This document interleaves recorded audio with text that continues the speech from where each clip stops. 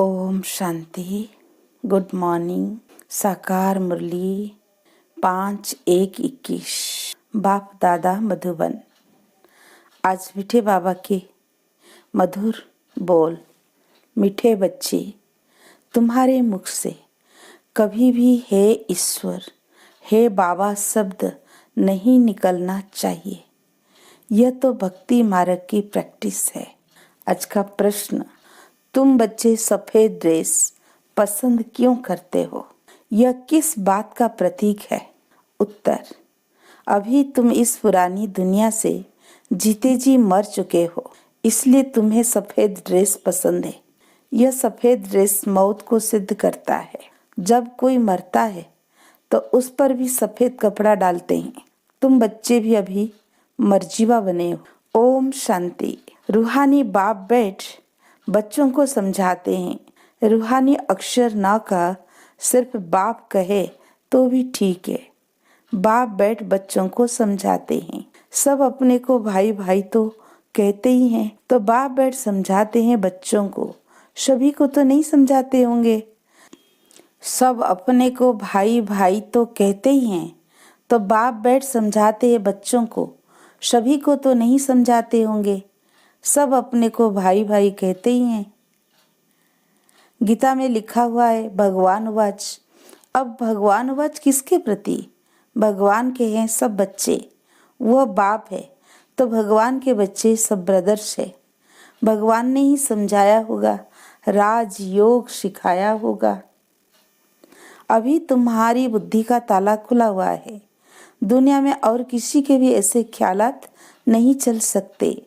जिन जिन को संदेश मिलता जाएगा वो स्कूल में आते जाएंगे, पढ़ते जाएंगे, समझेंगे। प्रदर्शनी तो देखी, अब जाकर कुछ ज्यादा सुने।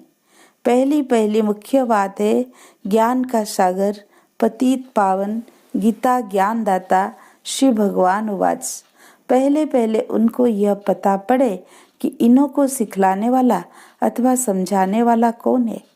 वो सुप्रीम सोल, ज्ञान का सागर निराकार है। वो तो है ही सत्य। वो सत्य ही बताएंगे, फिर उसमें और कोई प्रश्न उठ नहीं सकता। पहले तो इस पर समझाना है। हमको परमपिता परमात्मा ब्रह्मा द्वारा राजयोग सिखलाते हैं। यह राजाई पद है, जिसको निश्चय हो जाएगा कि जो सबका बाप है वो पारलौकिक बाप बैठ समझाते हैं। वही सबसे बड़ी अथॉरिटी है। तो फिर दूसरा कोई प्रश्न उठ ही नहीं सकता। वह है पतित पावन। तो जब वो यहाँ आते हैं तो जरूर अपने टाइम पर आते होंगे। तुम देखते भी हो, यह वही महाभारत लड़ाई था। विनाश के बाद फिर वॉइसलेस दुनिया होनी है। यह है विशेष दुनिया। यह मनुष्य नहीं जानते कि भारत ही वॉइसलेस था। कुछ भी बुद्धि चलती नहीं। गॉडरेज का ताला लगा हुआ है, उसकी चाबी एक बाप के पास ही है।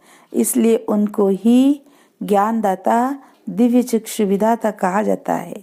ज्ञान का तीसरा नेत्र देते हैं।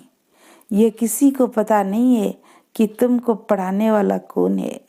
दादा समझ लेते हैं, तब टीका करते हैं, कुछ ना कुछ बोलते हैं। इसलिए पहली बात ही यही समझाओ। इसमें लिखा हुआ भी है, श्री भगवान वाच। वो तो है ही ट्रुथ। बाप समझाते हैं, मैं पतित पावन शिव हूँ, मैं परम धाम से आया हूँ इन शालिग्रामों को पढ़ाने। बाप है ही नॉलेजफुल। सृष्टि के आदि मध्य अंत का राज समझाते हैं। यह शिक्षा अभी तुमको ही बेहद के बाप से मिल रही है। वही सृष्टि के रचयिता है। पतित सृष्टि को पावन बनाने वाले हैं। बुलाते भी हैं, हे पतित पावन आओ। तो पहले उसका ही परिचय देना है। उस परम पिता परमात्मा के साथ आपका क्या संबंध है? वो है ही सत्य। नर से नारायण बनने की सत्य नॉलेज देते हैं। बच्चे जानते हैं बाप सत्य है, बाप ही सचखंड बनाते हैं। तुम नर से नारायण बनने यहाँ आते हो। बैरिस्टर पास जाएंगे तो समझेंगे हम बैरिस्टर बनने आए हैं। अभी तुमको निश्चय है कि हमें भगवान पढ़ाते हैं। कई निश्चय करते भी हैं, फिर संशय बुद्धि हो जाते हैं, तो तो उनको सब मनुष्य कहते हैं, तुम तो कहते थे भगवान पढ़ाते हैं, फिर भगवान को छोड़ क्यों आए हो?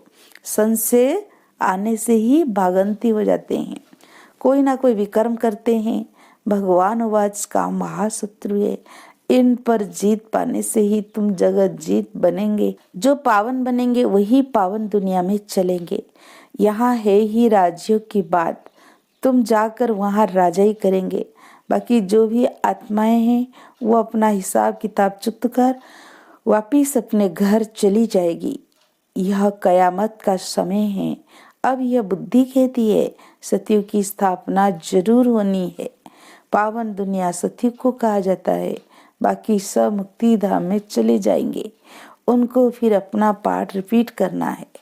तुम भी अपना पुरुषार्थ करते रहते हो पावन बन और पावन दुनिया का मालिक बनने के लिए।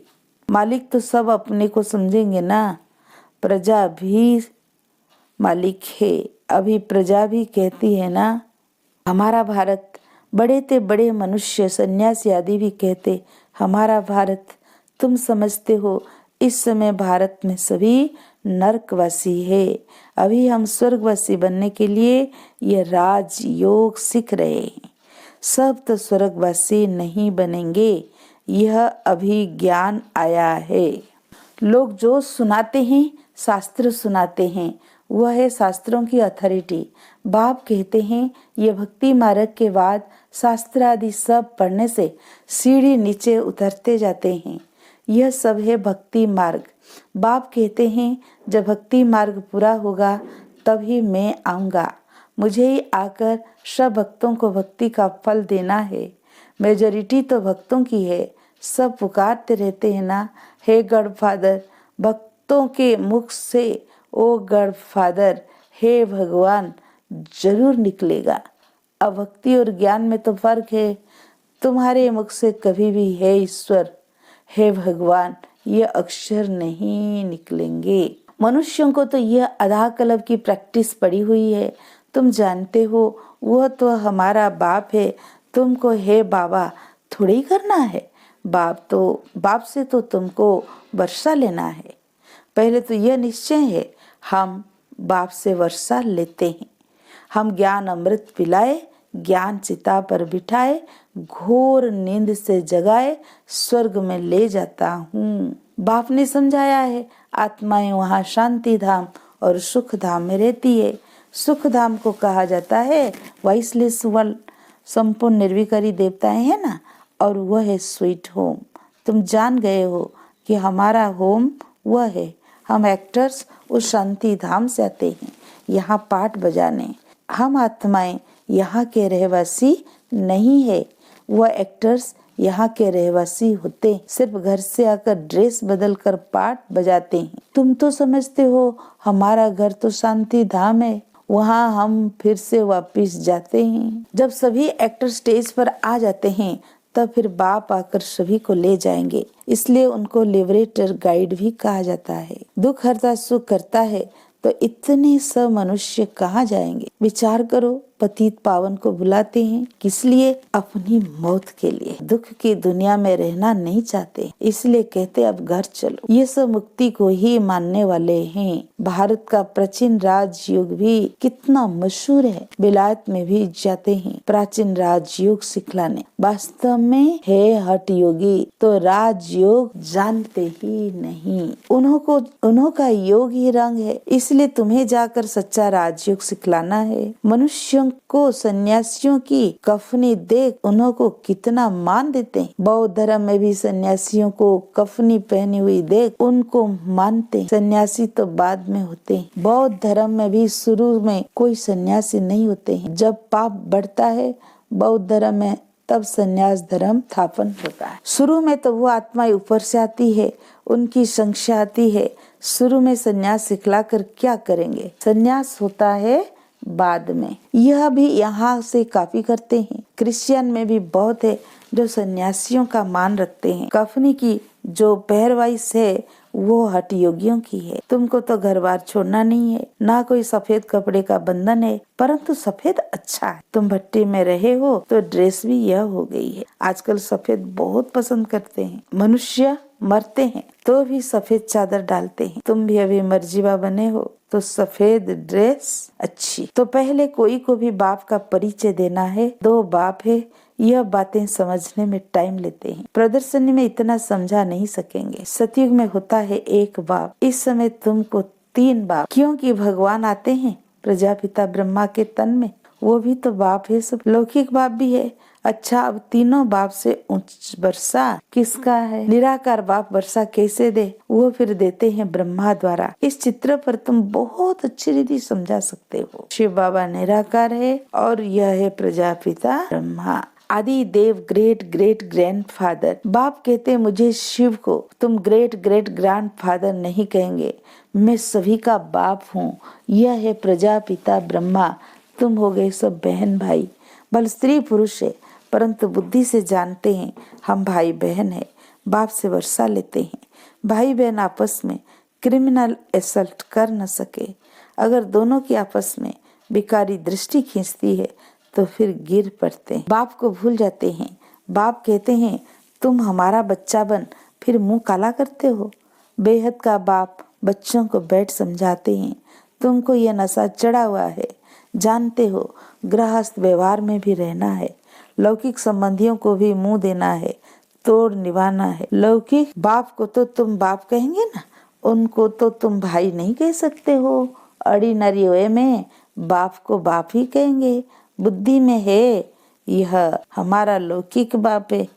ज्ञान तो है ना, ये ज्ञान बड़ा विचित्र है। आजकल करके नाम भी ले लेते हैं, परंतु कोई विजिटर आदि बाहर के आदमी के सामने भाई कह दो तो वो समझेंगे इनका माथा खराब हुआ है। इसमें बड़ी युक्ति चाहिए। तुम्हारा गुप्त ज्ञान है, गुप्त संबंध है, इसमें बड़ा युक्ति से चलना है। लेकिन 1-2 को रिगार्ड देना अच्छा है। लौकिक से भी तोड़ निभाना है। बुद्धि चली जानी चाहिए ऊपर। हम बाबा से वर्षा ले रहे हैं, बाकी चाचे को चाचा, बाप को बाप कहना पड़ेगा। जो बिके नहीं बने हैं तो वो भाई बहन नहीं समझेंगे। जो ब्रह्मा कुमार कुमारियां बने हैं वही इन बातों को समझेंगे। बाहर वाले तो पहले सुनकर चमकेंगे। इसमें समझने की बड़ी अच्छी बुद्धि चाहिए। बाप तुम बच्चों की विशाल बुद्धि बनाते हैं। तुम पहले हद की बुद्धि में थे, अब बुद्धि चली जाती है बेहद में। हमारा वो बेहद का बाप है, ये सब हमारे भाई बहन है। बाकी संबंध में तो बहू को बहू, ससु को ससु ही कहेंगे, बहन थोड़ी कहेंगे। आते तो दोनों है। घर में रहते भी बड़ी युक्ति से चलना होगा। लोक संग्रह को भी देखना पड़ता है, नहीं तो वो लोग कहेंगे ये पति को भाई, सासू को बहन कह देते। ये क्या सीखते हैं? ये ज्ञान की बातें तो तुम ही जानो और न जाने कोई। कहते हैं ना तुम्हारी गति मति तुम ही जानो। अब तुम उसके बच्चे बने हो तो तुम्हारी गति मत तुम ही जानो। बड़ा संभल कर चलना पड़ता है, कहाँ कोई मुझे नहीं। तो प्रदर्शनी में भी तुम बच्चों को पहले पहले यह समझाना है कि हमको पढ़ाने वाला यहाँ भगवान है। अब बताओ वो कौन है? निराकार शिव या श्री कृष्ण? शिव जयंती के बाद फिर आती है कृष्ण जयंती, क्योंकि बाप राजयोग सिखलाते हैं। बच्चों की बुद्धि में आया ना, जब तक शिव परमात्मा न आए शिव जयंती मना न सके। जब तक शिव आकर कृष्णपुरी स्थापन न करे तो कृष्ण जयंती भी कैसे मनाई जाए? कृष्ण का जन्म तो मनाते हैं, परंतु समझते थोड़ी है कृष्ण प्रिंस था तो जरूर सतयुग में प्रिंस होगा ना। देवी देवताओं की राजधानी होगी सिर्फ एक, परंतु सिर्फ एक कृष्ण को तो बादशाही नहीं मिली होगी, जरूर कृष्णपुरी होगी ना। कहते भी हैं कृष्णपुरी और यह है कंसपुरी। कंसपुरी खत्म हुई फिर कृष्णपुरी स्थापन हुई ना। होती भारत में ही है, नई दुनिया में थोड़ी ये कंस आदि हो सकते हैं। कंसपुरी कहा जाता है कलयुग को। यहाँ तो देखो कितने मनुष्य है, सतयुग में थोड़े होते हैं। देवताओं ने कोई लड़ाई नहीं की। कृष्णपुरी कहो अथवा विष्णुपुरी कहो, दैवी संप्रदाय कहो आसुरी संप्रदाय यहाँ है। बाकी न देवताओं और असुरों की लड़ाई हुई है, ना कौरवों पांडवों की हुई है। तुम रावण पर जीत पाते हो। बाप कहते हैं इन 5 विकारों पर जीत पहनो तो तुम जगत जीत बन जाएंगे। इसमें कोई लड़ना नहीं है। लड़ने का नाम ले तो हिंसा हो जाए। रावण पर जीत पानी है, परंतु नॉन वायलेंस से, अहिंसा से। सिर्फ बाप को याद करने से हमारे विकर्म विनाश होते हैं। लड़ाई आदि की कोई बात नहीं। बाप कहते हैं तुम सतो प्रधान बन गए हो, अब फिर तुमको सतो प्रधान बनना है। भारत का प्राचीन राजयोग मशहूर है। बाप कहते हैं मेरे साथ बुद्धि का योग लगाओ तो तुम्हारे पाप भस्म होंगे। बाप पतित पावन है तो उनसे बुद्धि योग लगाना है, तब तुम पतित से पावन बन जाएंगे। अब प्रैक्टिकल में तुम उनके साथ योग लगा रहे हो, इसमें लड़ाई की कोई बात नहीं है। जो अच्छी रीति पढ़ेंगे और बाप के साथ योग लगाएंगे वही बाप से वर्षा पाएंगे। अच्छा, मीठे मीठे सिकीलधे बच्चों प्रति माता पिता बाप दादा का याद प्यार और गुड मॉर्निंग। रूहानी बाप के रूहानी बच्चों को नमस्ते। हम रूहानी बच्चों की रूहानी बाप दादा को याद प्यार गुड मॉर्निंग नमस्ते नमस्ते। धारणा के लिए मुख्य सार। पहला पॉइंट, भाई भाई की दृष्टि का अभ्यास करते हुए लौकिक बंधनों से तोड़ निभाना है। बड़ी युक्ति से चलना है। विकारी दृष्टि बिल्कुल नहीं जानी चाहिए। कयामत के समय संपूर्ण पावन बनना है। सेकंड पॉइंट, बाप से पूरा वर्षा लेने के लिए अच्छी रीति पढ़ाई करनी है और पतित पावन बाप से योग लगाकर पावन बनना है। वरदान, कमजोरियों को फुल स्टॉप देकर अपने स्वरूप को प्रख्यात करने वाले साक्षात्कार मूर्त भव। विश्व आपके कल्प पहले वाले संपन्न स्वरूप पूज्य स्वरूप का सिमरन कर रही है, इसलिए अब अपने संपन्न स्वरूप को प्रैक्टिकल में प्रख्यात करो। बीती हुई कमजोरियों को फुल स्टॉप लगाओ। दृढ़ संकल्प द्वारा पुराने संस्कार स्वभाव को समाप्त करो। दूसरों की कमजोरी की नकल मत करो। अवगुण धारण करने वाली बुद्धि का नाश करो। दिव्य गुण धारण करने वाली सतो प्रधान बुद्धि धारण करो, तब साक्षात्कार मूर्त बनेंगे। स्लोगन, अपने अनादि और आदि गुणों को स्मृति में रख उन्हें स्वरूप में लाओ। अच्छा, ओम